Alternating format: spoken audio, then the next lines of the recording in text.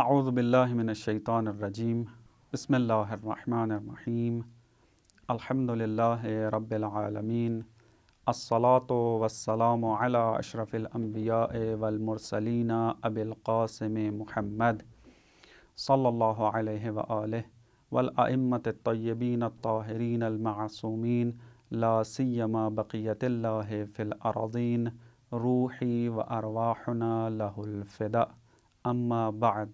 ہماری گفتگو معاد میں چل رہی ہے۔ پچھلے درس میں بعض ادلہ کے ذریعے معاد کو ثابت کیا کہ معاد کا ہونا ضروری ہے۔ بعض پیغمبر کے زمانے میں جو مشرکین موجود تھے وہ معاد کے اندر مختلف سوالات کیا کرتے تھے، اور انہی سوالات کی وجہ سے پھر معاد کا انکار بھی کر دیتے تھے۔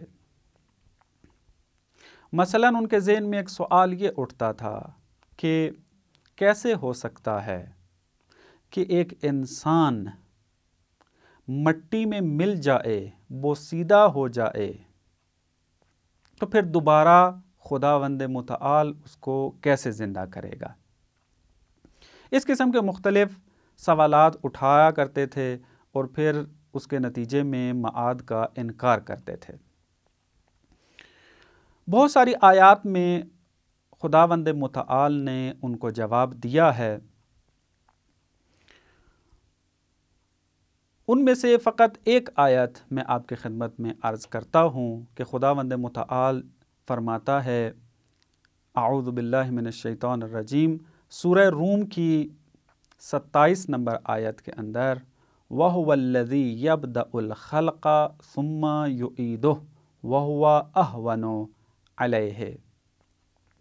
خداوند متعال وہ ذات ہے کہ جس نے خلق کیا، خلق کی ابتدا کی، خلقت کی ابتدا کی، ثم يُعِيدُهُ، اور پھر وہی واپس پلٹانے والا ہے، وَهُوَ أَهْوَنُ عَلَيْهِ، اور یہ کام اس کے لیے انتہائی آسان ہے۔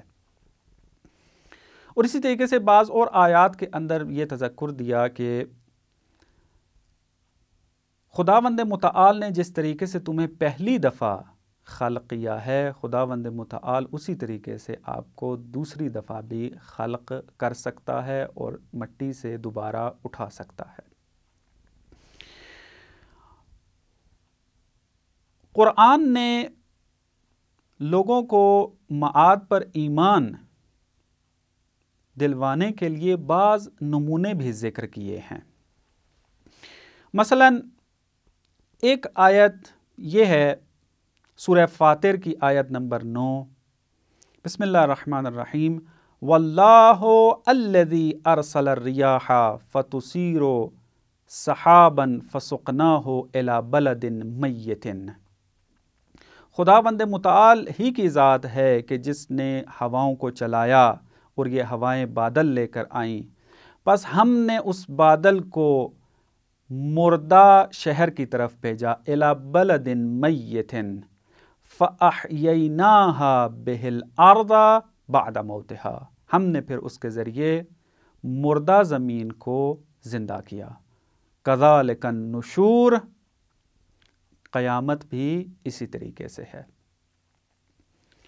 مثلا اب طبیعت سے مثال لے کر خداوند متعال نے اس زمانے کے لوگوں کو معاد سمجھانے کی کوشش کی گئی، اور یہ آیات چونکہ قیامت تک کے لیے زندہ ہیں اور ہر انسان کے لیے ہیں، تو ہر انسان اگر معاد میں اپنا ایمان قوی کرنا چاہتا ہے تو یہ مثالیں بھی ان کے لیے موجود ہیں۔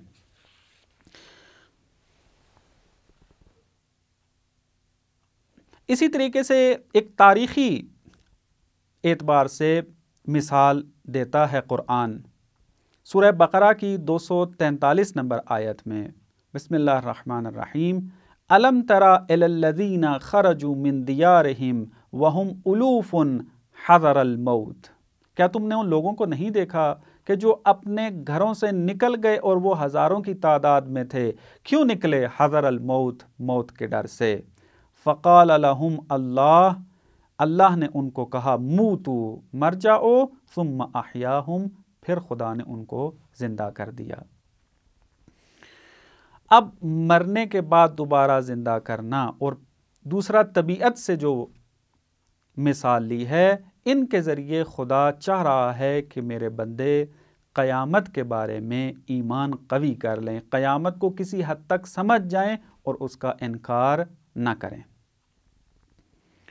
پس معاد ایک حتمی اور ضروری چیز ہے، اور یہ معاد کی جو کیفیت ہے اس کے اندر بھی متکلمین کے درمیان، فلاسفہ کے درمیان اختلاف ہے کہ یہ معاد روحانی ہے یا یہ معاد جسمانی ہے۔ معاد روحانی یعنی قیامت کے دن فقط روح ہے کہ جو لذت اٹھائے گی اگر وہ نیک ہوئے، اور روح ہے کہ جو عذاب کا ذائقہ چکھے گی اگر وہ کافر ہوئے، منکر خدا ہوئے اور گناہ کار ہوئے۔ معاد جسمانی کا معنی یہ ہے کہ جسم ہے کہ جو لذت اٹھائے گا جنت میں، اور جسم ہی ہے کہ جو عذاب میں مبتلا ہوگا جہنم کے اندر۔ لیکن قرآن کا جو نظریہ ہے، اسلام جو حقیقی نظر دینا چاہتا ہے وہ یہ ہے کہ معاد کی کیفیت جسمانی بھی ہے اور روحانی بھی ہے، کیونکہ ہم پہلے یہ بات ثابت کر چکے ہیں کہ انسان کی حقیقت کے دو پہلو ہیں۔